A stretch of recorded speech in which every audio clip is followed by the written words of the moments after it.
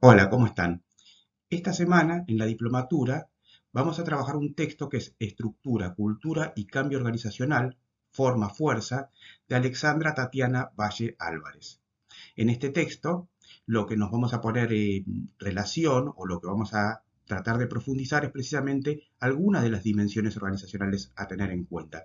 Estas son la estructura organizacional, la cultura organizacional, que en este texto están relacionadas con la posibilidad del cambio organizacional, las fuerzas necesarias para producir ese cambio organizacional. Bueno, precisamente en la introducción nos vamos a poner un poquito con lo que es la cultura de la organización. La cultura de la organización se configura a partir de la cultura de los individuos que la componen, pero está influida también por la cultura de la comunidad donde se ubica.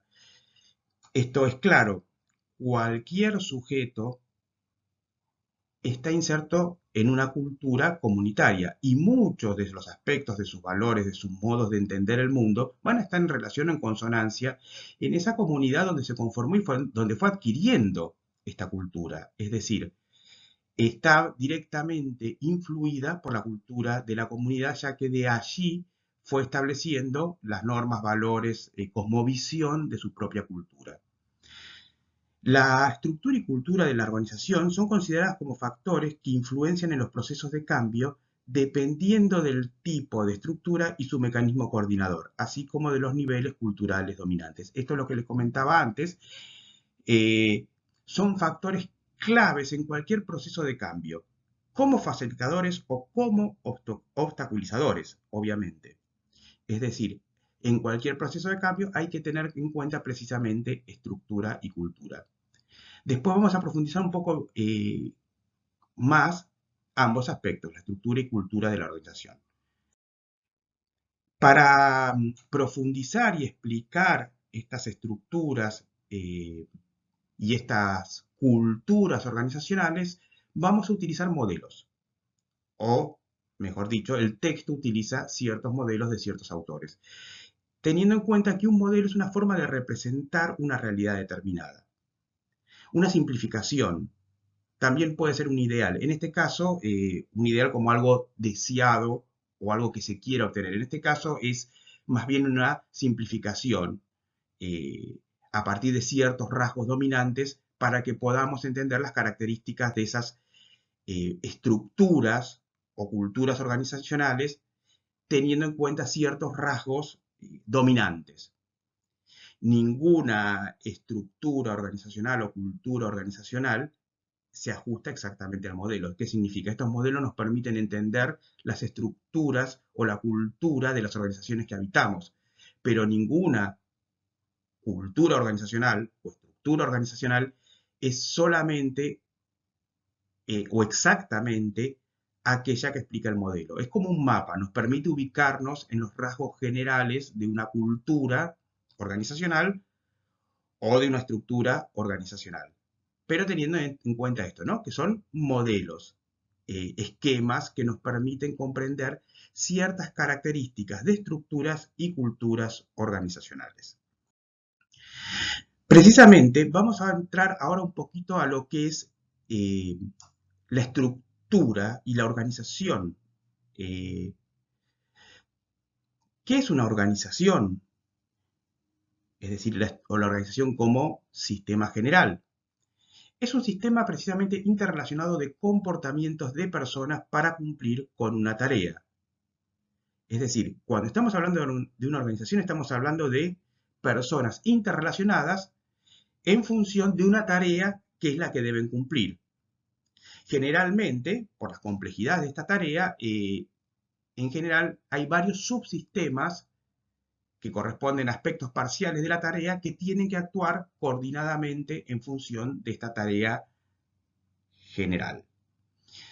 Cuando hablamos de comportamiento, por cierto, es interesante saber que el comportamiento es ni más ni menos que las respuestas de un sujeto, de una persona, ante un estímulo.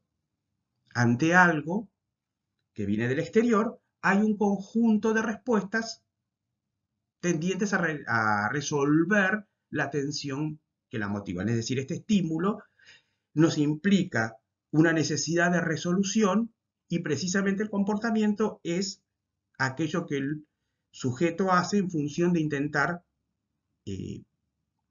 precisamente resolver esta tensión que tiene que ver con ese estímulo externo. Entonces un comportamiento precisamente es lo que hacemos en función de un estímulo que precisamente nos obliga a actuar.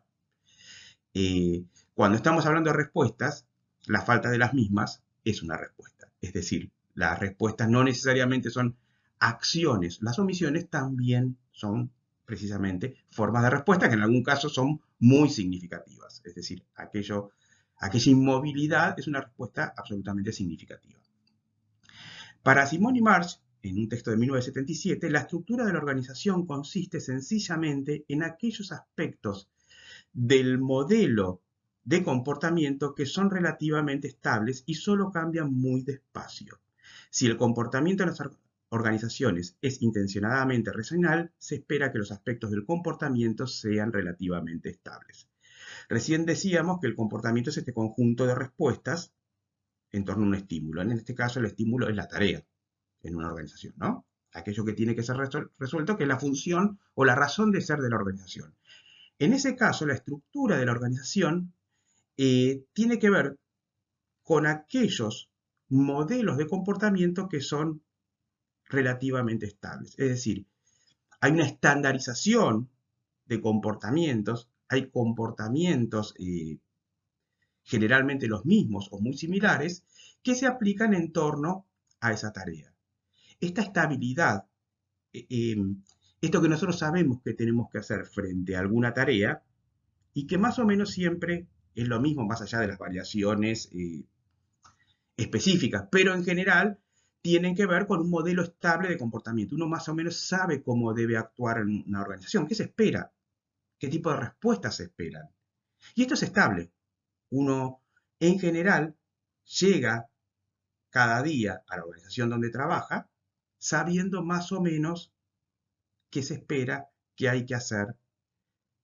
Estos marcos relativamente estables componen una estructura de la organización.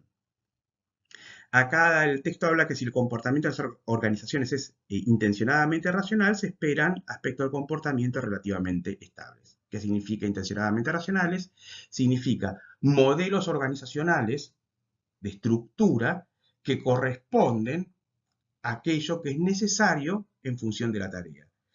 Si hay una congruencia y una racionalidad en esta estructura en torno a la tarea, en general los comportamientos son relativamente estables, es decir, en el día a día son suficientes, necesarios y componen aquel marco que va a definir la tarea individual de acuerdo precisamente a la estructura organizacional. Bien, entonces la estructura organizacional tiene que ver con un funcionamiento, con una relación entre partes en relación a una tarea conjunta. Ahora vamos a entrar dentro de una categorización de las estructuras organizacionales de Mintzberg. Es una categorización de las estructuras organizacionales muy clásica, la de Mintzberg, que es del año 83. Como para que se entienda, ustedes tienen en el texto y en la presentación una tabla. Vamos a explicar de qué se trata cada uno de estos términos que aquí aparecen. Primero, la configuración estructural. La configuración estructural tiene que ver con aquello más amplio, lo que engloba a las partes, al cómo funciona, vendría a ser el marco general. El primero tiene que ver con las estructuras simples. Las estructuras simples corresponden a pequeñas empresas, negocios, por ejemplo, es decir, aquellos que por sus características implican pocas personas realizando la tarea y son tareas que por eso precisamente implican como mecanismo coordinador una supervisión directa. Son pocas personas, es un tipo de organización más sencilla por las características mismas de esta forma de organización y las tareas que lo implican. El segundo va a tener que ver con la burocracia mecánica.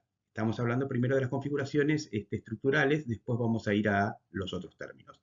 La burocracia mecánica como tipo de organización, como para dar algún ejemplo, son aquellas que realizan tareas rutinarias, muy estandarizadas, relativamente sencillas, aunque el producto final sea, por ejemplo, un artefacto complejo. Podemos pensar en las fábricas, por ejemplo, tienen que ver con esta burocracia mecánica.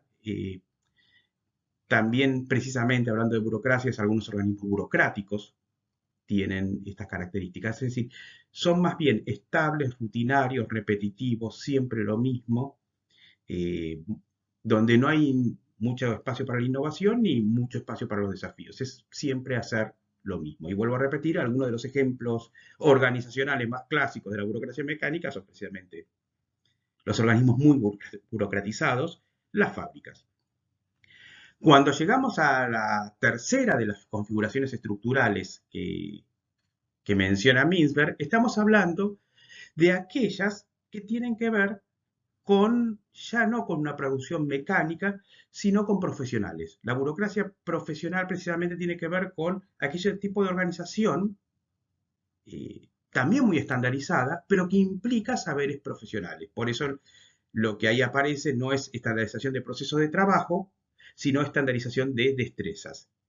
La burocracia profesional seguramente les interesa mucho porque es la que corresponde, por dar dos ejemplos, a las universidades y a la salud, por ejemplo, a los hospitales. Hay una estandarización grande de saberes, destrezas y lo que hay que hacer.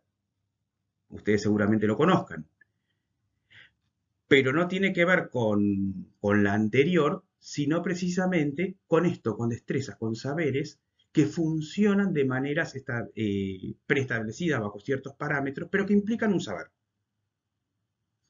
Entonces la burocracia profesional precisamente es la que nomina a ese tipo de organizaciones de profesionales como hospitales y universidades, ya les había contado.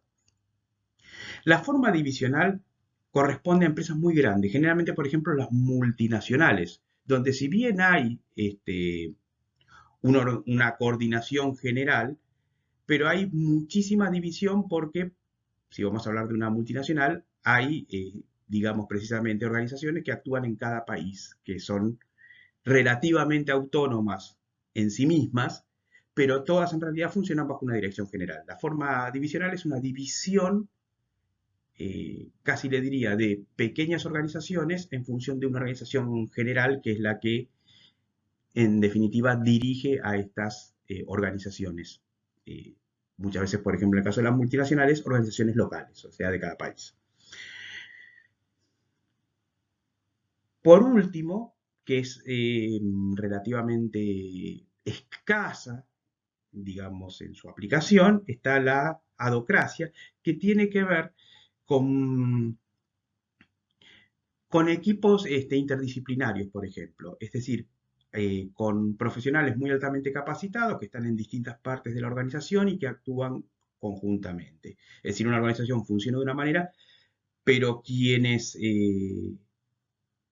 generan la producción, entonces tiene que ver con, vuelvo a repetir, equipos de trabajo con miembros en distintas partes de la estructura, profesionales con alto nivel de capacidad o muy capacitados, y que actúan juntos casi como si fueran un equipo supra por dentro de la estructura. Esto tiene que ver con las configuraciones estructurales y, bueno, di recién algunos ejemplos de a qué tipo de organización corresponden cada una de estas configuraciones estructurales.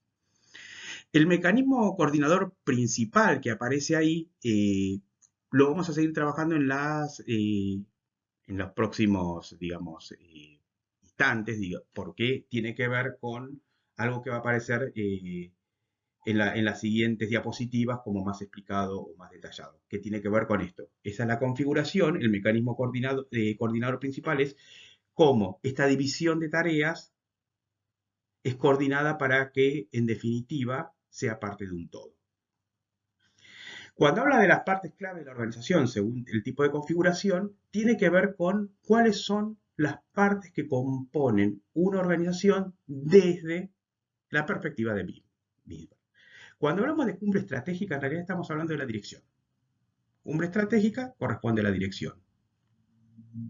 El dueño y gerentes, es decir, quienes dirigen este tipo de organización. La cumbre estratégica es quienes dirigen la organización.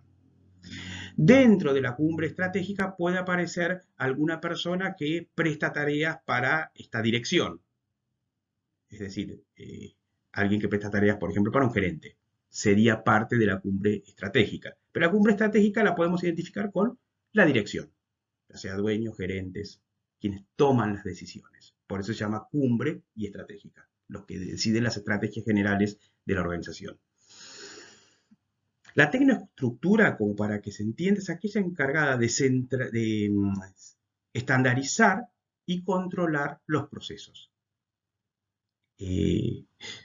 Como para que tengan un ejemplo, como para que puedan entender de qué hablamos con esta tecnoestructura, por ejemplo, todo lo que tiene que ver con la gestión de lo que se puede llamar recursos humanos, capital humano, según el lugar, pero tiene que ver con eso, con aquellos que se encargan de la estandarización de los procesos.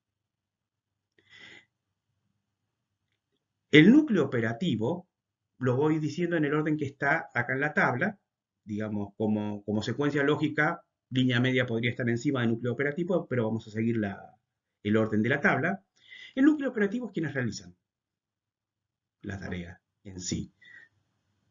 Si tenemos quienes dirigen, quienes estandarizan y controlan, el núcleo operativo es quienes realizan.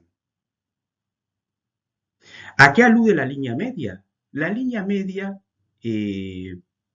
es precisamente la que va a tener que ver con, por ejemplo, las jefaturas. Es aquellos que median, son la dimensión que media entre cumbre estratégica y núcleo operativo. Es aquella que tiene contacto con ambas dimensiones y se encarga de alguna manera en que el núcleo operativo ejecute aquello que se decide precisamente en la cumbre estratégica. Es decir, es el mediador que baja aquello que parte de la cumbre estratégica y promueve que la realice esa parte clave de la organización, que es el núcleo operativo. Nos queda por último el staff de apoyo.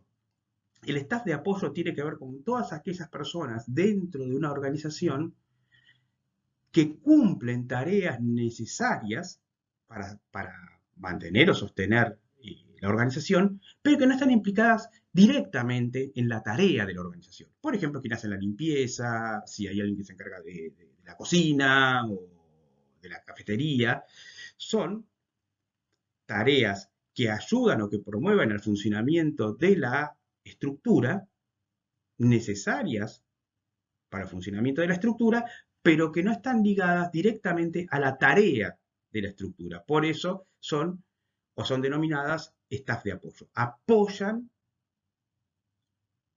son parte de la estructura, pero están en función de apoyar a las otras partes que están directamente sí relacionadas con la tarea en sí de esta estructura organizacional. Entonces tenemos estas configuraciones estructurales que, vuelvo a repetir, son las que ahí menciona: estructura simple, pequeñas empresas, la burocracia mecánica, que tiene que ver con esas tareas rutinarias y repetitivas, por ejemplo, las fábricas que producen ciertos artefactos, la burocracia profesional, que ya les decía, tiene que ver casualmente con hospitales, con universidades, la forma divisional, que es la que corresponde a empresas muy grandes con sectorización digamos, en divisiones relativamente autónomas, y el ejemplo que daba es una multinacional. Y por último, la adhocracia, que es un mecanismo bastante complejo de poder ser llevado a cabo y que tiene que ver con pequeñas supraestructuras de profesionales altamente capacitados y funcionando entre sí. Estas serían más o menos aquello que aparece en esta tabla de Misberg, como para que se entienda claramente. Y después, por último, aparecen los tipos de descentralización. En general, por ejemplo, si la estructura simple, la centralización es más bien vertical y horizontal. La descentralización de la burocracia mecánica es horizontal y limitada. en la burocracia profesional también es vertical y horizontal, tiene que ver con el tipo de descentralización, que va a tener que ver también con estos mecanismos coordinadores principales que iremos viendo entonces en las siguientes diapositivas. Vamos a detenernos ahora un poquito en lo que son, o lo que este autor denomina mecanismos coordinadores. Seguimos con Misber, ¿no? Los mecanismos coordinadores tienen que ver o son uno de los dos aspectos esenciales en una estructura organizacional. ¿Por qué? Si por un lado es necesaria la división o la especificidad en las tareas en función de la tarea general, es decir, hay una división del trabajo necesaria en una organización. Si una organización precisa una división del trabajo, que es una de las dos características, la otra va a tener que ver cómo coordinan o cómo se coordinan estos aspectos que aparecen divididos para un funcionamiento general o total. Por eso, vuelvo a repetir, aquello que hacen las estructuras organizacionales tiene que ver tanto con la división del trabajo como necesariamente y precisamente a partir de esa división del trabajo con sus mecanismos coordinadores que permiten funcionar juntos. Y que van a estar relacionados sobre todo con la comunicación, con la transmisión y con el control. Control, comunicación son aquellos aspectos centrales de estos mecanismos coordinadores que aparecían anteriormente y aquí aparecen de nuevo y después vamos a seguir detallando cada uno. Son la estandarización de producción de trabajo, estandarización de destreza de trabajadores, el ajuste mutuo, supervisión directa y estandarización de procesos. Cuando hablamos de ajuste mutuo, tiene que ver con la comunicación más directa, más cara a cara, conviviendo en un mismo espacio, y esa es la comunicación, si se quiere, más informal, más directa. Precisamente, lo que este autor sostiene es que en general en las organizaciones, a partir de su complejización, se ha ido pasando del ajuste mutuo, es decir, de este tipo de coordinación directa, por presencia directa de todos los participantes, eh, a ciertas formas que son las estandarizaciones. Las estandarizaciones van a tener que ver con modelos como preexistentes de cómo se debe hacer, a los que el integrante de la organización debe adecuarse, y que permiten saber qué hacer, cómo actuar y permiten un control adecuado, sin necesidad de que haya una comunicación directa y constante. Esta sería la condición de las estatalizaciones. Se ha ido, sostiene este autor, de un ajuste mutuo a ciertas estandarizaciones. Las nuevas formas que habíamos mencionado, la de los equipos supra de profesionales muy capacitados, parecerían o necesitarían volver, por la cantidad de miembros que lo componen y todo eso, al ajuste mutuo. En general, el ajuste mutuo pertenece a esta última categoría o a las pequeñas empresas. En general, las organizaciones más grandes se manejan con estandarizaciones de producciones, de procesos o de destrezas, que ahora vamos a explicar. Bien, cuando estamos hablando de los mecanismos de coordinadores, ya lo venimos explicando, el ajuste mutuo es aquel que es utilizado en las organizaciones más simples, donde el control descansa en quienes lo efectúan, es decir, en la relación entre las personas, y se comunican de manera informal. Son conjuntos restringidos de personas que se comunican informalmente y que mutuamente ajustan la conducta compartida. No necesitan, digamos, una cuestión organizacional porque es entre pocos y es mediante modelos más bien conversacionales o de comunicación informal. Como les decía, se utiliza también, aunque esto parezca una paradoja, en organizaciones muy complejas. Pero eso tiene que ver cuando allí se constituyen equipos de trabajos interdisciplinarios, donde en definitiva también son pocas personas, si bien el grado de especificidad o a lo mejor de saberes o de complejidad de aquello en que se comunican es mucho más alto, pero en definitiva siguen siendo conjuntos reducidos de personas, tal vez con conversaciones más complejas sobre lo que hay que hacer, pero mantienen, por la cantidad de personas y por el modo de funcionamiento, esta característica de que el mecanismo coordinador más efectivo es el del ajuste mutuo, es la comunicación informal.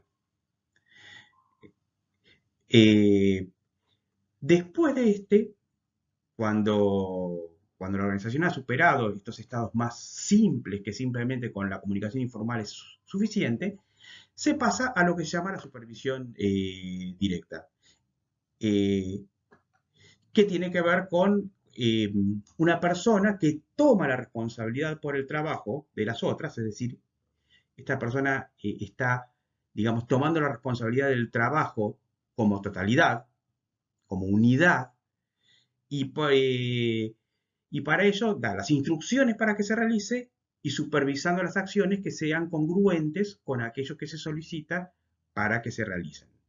Es decir, está un poco por encima como responsable de la unidad de trabajo, entonces da las instrucciones y supervisa las acciones. Después, decíamos, cuando las organizaciones se complejizan, ya son necesarias normalizaciones o estandarizaciones de procesos. Y estas se dividen en procesos de trabajo, es decir, que los contenidos del trabajo están especificados o programados, están normados, están precisamente lo que tiene que ver con la palabra estandarizados, están absolutamente normados, especificados, y uno digamos, como miembro de la organización, se adecúa a estas normas preexistentes. La otra es la de productos, que aquello digamos, que se estandariza es el qué debe hacerse. Por ejemplo, dimensiones de los productos, que tiene que ver con un conjunto general de normas escritas que regulan el producto final de un trabajo o actividad. Lo que estandariza o lo que se busca estandarizar es que el producto final sea o corresponde eh, a aquello que es la tarea en general de la organización. Es decir, se estandarizan los productos, aquellos productos que, valga la redundancia, produce la organización. Por último, la estandarización de las destrezas de los trabajadores, que como les comentaba, está relacionado con estos tipos de organismos que son, por ejemplo, universidades y hospitales. Lo que se estandariza, lo que se normatiza, son las destrezas y conocimientos. ¿Qué conocimientos, habilidades se deben poseer para incorporarse al puesto, por ejemplo? Un título habilitante, que precisamente los títulos habilitantes tienen que ver con, se supone que cuando alguien obtiene un título habilitante es porque hay una serie de conocimientos adquiridos que aparte corresponden a ciertas normas, que son aquellos avalados o tomados como válidos. Lo que aquí se estandariza es qué tipo de capacitación es necesaria para realizar el trabajo. Lo que se estandariza es qué se debe saber para hacer el trabajo. Y vuelvo a repetir, es aquella que muchas veces corresponde a instituciones como hospitales y universidades. Si hasta ahora veníamos viendo la estructura organizacional, es esta división de tareas y los mecanismos coordinadores, ahora vamos a entrar en la cultura organizacional. Minter lo considera como un factor clave, identificado como la ideología dominante, las creencias y tradiciones que distinguen a la organización entre sí y que crean el contexto necesario para la interacción social que a la larga determina la eficacia de la organización, para crear, intercambiar y aplicar el conocimiento. Que esto es la cultura organizacional. También Gómez habla de ese orden particular que se reproduce a través de un consenso. Para que entendamos de una manera sencilla que la cultura organizacional es ese modo consensuado en que se cree que se deben hacer las cosas dentro de una organización, que es la cultura organizacional, aquel consenso de cómo debe ser, cómo deben hacerse las cosas en una organización. Siguiendo con la cultura organizacional, según Stein, hay tres niveles que marcan esta cultura organizacional. Estos tres niveles, que los podríamos pensar en forma piramidal, van desde lo más visible a lo más invisible, de lo más manifiesto a lo menos manifiesto, digamos, visualmente, y de lo menos relevante a lo más relevante para cambiar si uno quiere realmente cambiar una estructura organizacional. El primero es el nivel de artefactos, producciones.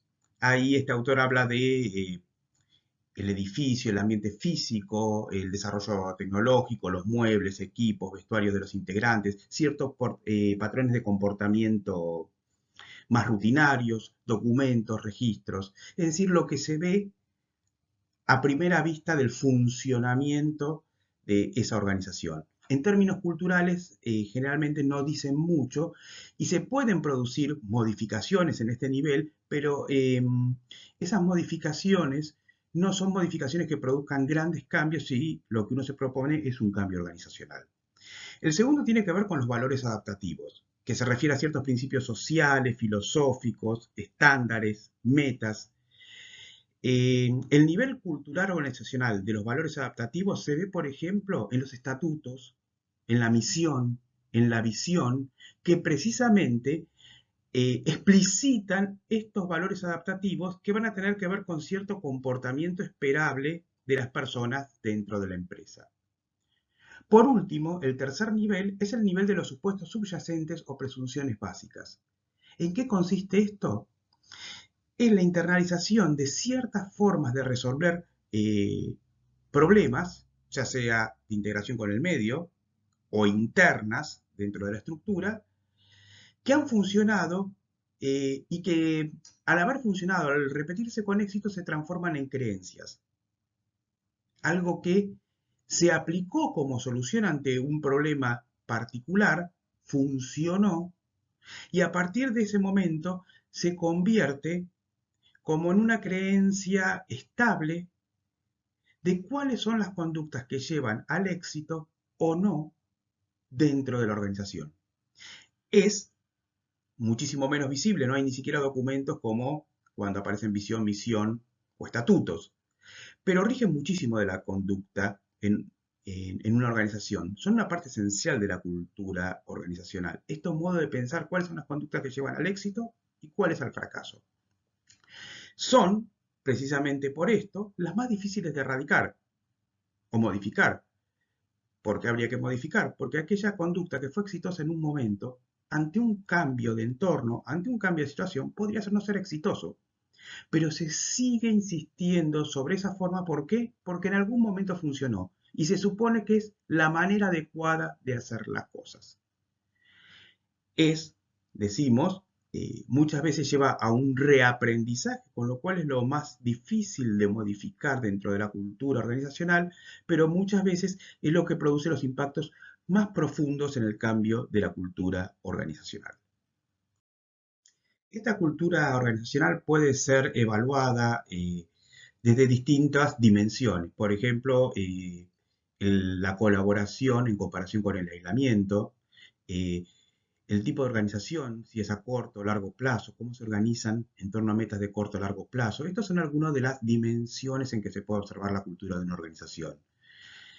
Duff nos propone eh, una tabla, que es la que ustedes pueden estar visualizando, que tiene que ver con ciertas categorías de culturas modélicas generales, o sea, ciertas estructuras de cultura más o menos reconocibles y que tienen que ver con la cultura de la adaptabilidad. La cultura de la adaptabilidad va a tener que ver con empresas o organizaciones que por su particularidad tienen que estar modificándose eh, todo el tiempo en relación a desafíos que propone el entorno. La palabra clave de acá es esto de ir adaptándose a los cambios y produciendo cambios porque el entorno produce cambios. Son entonces estrategias que están enfocadas en el entorno, en la relación entre la organización y su entorno, de poder adaptarse y sobrevivir en un entorno cambiante. Bueno, acá por supuesto, muchas veces son culturas que proponen relativas autonomías y capacidades de decisión. entre ciertos profesionales que le integran, innovación, creatividad, propensión al riesgo, son algunas de las acciones que son consideradas virtudes. ¿Por qué? Porque si tenemos que estar modificándonos todo el tiempo en relación a un entorno siempre cambiante, todas estas son cualidades necesarias de esa cultura o esa creencia de lo que se debe hacer para sostener el éxito de la organización. La cultura de la misión, también se llama cultura del logro, es la que caracteriza muchísimas veces a los servicios de salud, por ejemplo. Y tiene que ver con que lo que orienta, lo que enfoca la cultura organizacional es el para qué, la visión, la misión. Por eso también se llama de logro. Lo que organiza a estas organizaciones es aquello para lo que están y que deben lograr. Por ejemplo, la atención, ¿no? Eh, entonces, lo que rige o organiza precisamente la cultura de este tipo de organizaciones es el servicio, el cumplimiento de la misión y de la visión, sobre todo de la misión, que es la razón de ser de la organización. Entonces acá, por ejemplo, van a ser muy valoradas la responsabilidad, la capacidad de trabajo duro, la capacidad de competencia, el cumplimiento de metas. Es decir, acá, así como antes aparecía, por ejemplo, muy valorada la innovación y la creatividad, acá es la capacidad de trabajo y de logros. Es en los resultados, los logros, es el esfuerzo y la responsabilidad lo que aparece como las virtudes más deseadas o más valoradas dentro de este tipo de organización, por lo que la organización es. Por otro lado, tenemos la cultura del clan. La cultura del clan es una cultura que está muy centrada eh, en los empleados, en quienes la conforman. La cultura del clan eh, es una cultura que muchas veces se identifica con, parecen una familia grande. Y el enfoque está puesto hacia adentro, hacia la satisfacción de quienes son parte de ella. Algunas de las virtudes de este tipo de cultura que está más centrada en la satisfacción o en los empleados, es precisamente que tendrían que ser derivados de eso el tipo de compromiso, de sentido de participación en el mismo. Y por último está la cultura burocrática, que son aquellas estructuras más bien que la cultura propone el cumplimiento más bien racional, rutinario, efectivo de ciertas actividades. Es una cultura pensada para organizaciones cuya tarea es eh, rutinaria y estable. Entonces, lo que se premia es el grado de eficiencia con que se realizan esas tareas rutinarias y estables. Estos son entonces algunos de los enfoques de ciertas culturas posibles dentro de la cultura organizacional. Si hasta ahora vinimos viendo las estructuras organizacionales, la cultura organizacional, vamos a entrar dentro del tercer eje del texto y que está relacionado íntimamente con los anteriores y que tiene que ver con la posibilidad del cambio.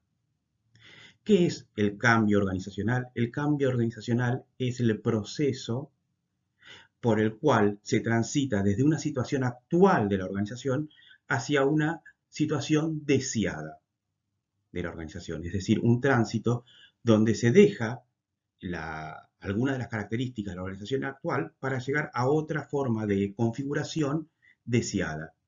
Deseada por distintas circunstancias, muchas veces que tienen que ver con la necesidad de adaptación. Este tipo de procesos puede implicar a la tecnología, a los productos y servicios, a las estrategias y estructuras, a la cultura. Son necesidades de modificaciones dentro de alguno de estos niveles que son deseables y necesarias. Muchas veces en una organización hay que acompañar cambios de la misma. Y de eso se trata precisamente este tercer eje, ¿no? Que tiene que ver con la posibilidad de los cambios. Muchas veces un liderazgo va a implicar la posibilidad de dirigir cambios. Cambios muchas veces también son individuales, que afectan a lo grupal, a las interrelaciones inmediatas, o que afectan, ya decíamos, a la estructura y cultura de la organización. Todo cambio de una situación actual a una situación deseada, que muchas veces es necesaria organizacionalmente, va a implicar también resistencias al cambio. Resistencias organizacionales, resistencia en los integrantes de la organización a este cambio. ¿Por qué? Porque un cambio implica una modificación de una situación existente donde ya existen intereses creados, privilegios, ciertos derechos que se ven afectados precisamente por este cambio. Por otro lado, nunca hay que infravalorar lo que se nos produce como resistencia al cambio a nivel personal y por supuesto organizacional, que es la pérdida de lo conocido frente a la incertidumbre de lo nuevo. Lo conocido ya sabemos qué es, lo nuevo todavía no. Se nos aparece a veces como amenazante, como algo que nos puede atacar. Eh, Esto ha sido definido conceptualmente como miedo al ataque y miedo a la pérdida. El ataque de lo nuevo que no conozco, de la pérdida de lo ya conocido. Y esto existe y opera en nosotros.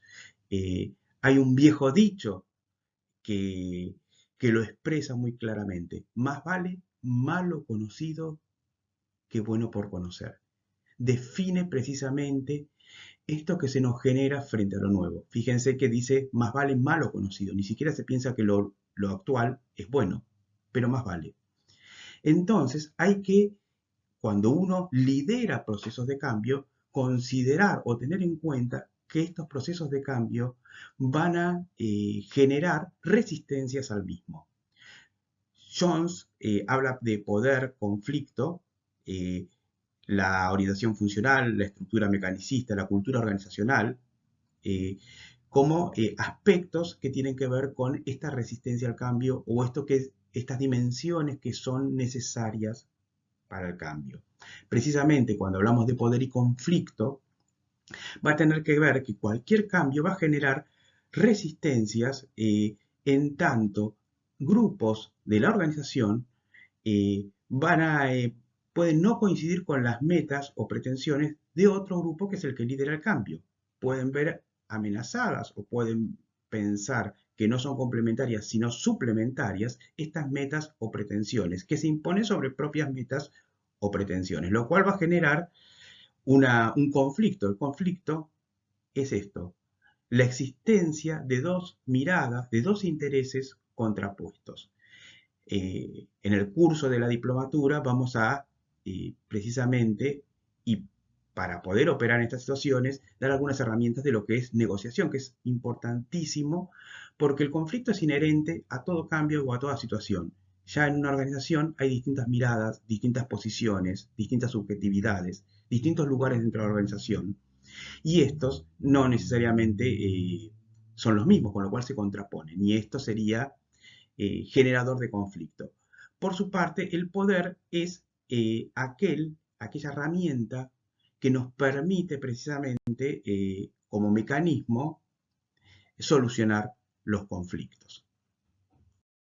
Dentro de estas resistencias organizacionales al cambio, siguiendo a Jones, pueden estar dadas por la orientación funcional, es decir, de acuerdo a la situación, función o lugar de desempeño dentro de una organización, se pueden tener miradas distintas, contrapuestas en torno a cómo se concibe o resuelve un problema.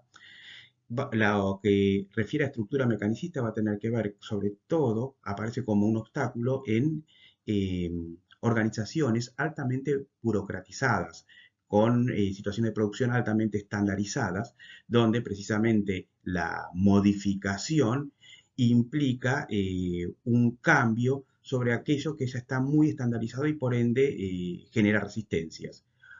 Por último, si venimos hablando de la cultura organizacional, este conjunto de supuestos pueden aparecer amenazados o como fuente de resistencia si algo de lo que aparece como innovación produciría un cambio o implicaría una modificación de los mismos. Entonces, algo de la cultura dominante de las organizaciones puede aparecer como un obstáculo frente a una nueva configuración en este cambio deseado.